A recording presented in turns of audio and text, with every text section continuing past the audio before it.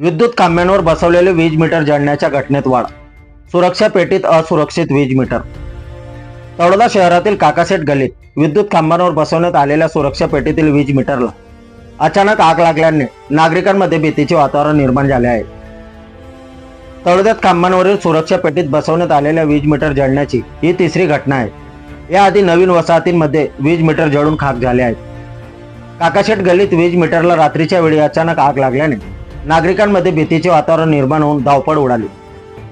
महावितरणकडून वीज चोरीवर आळा घालण्यासाठी घरातील मीटर विद्युत खांबांवर आणून त्याच्यावर फेरफार होऊ नये म्हणून सुरक्षा पेटीत बसवण्यात आले आहेत. परंतु सुरक्षा पेटीत वीज मीटर सुरक्षित नसल्याचे आढळून येत आहे.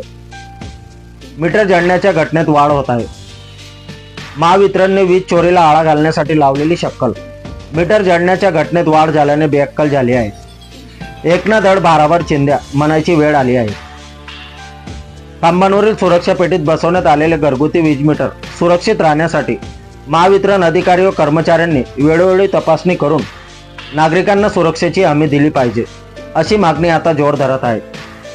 परिवर्तन 24 न्यूज ब्युरो.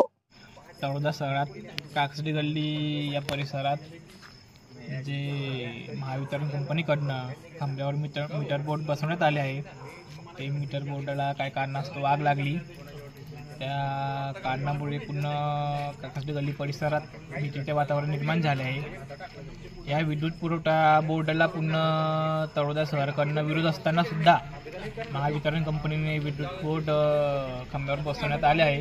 काय कारणास्तव या विद्युत बोर्डला आग लागली आहे. हे तिसरं तळोदा शहरात तिसरं उदाहरण आहे. याआधी 2 घटना घडून गेल्या आहे.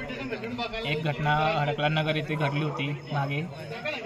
त्यानंतर आज रात्री काकसडी गल्ली या परिसरात ते घटना घडली.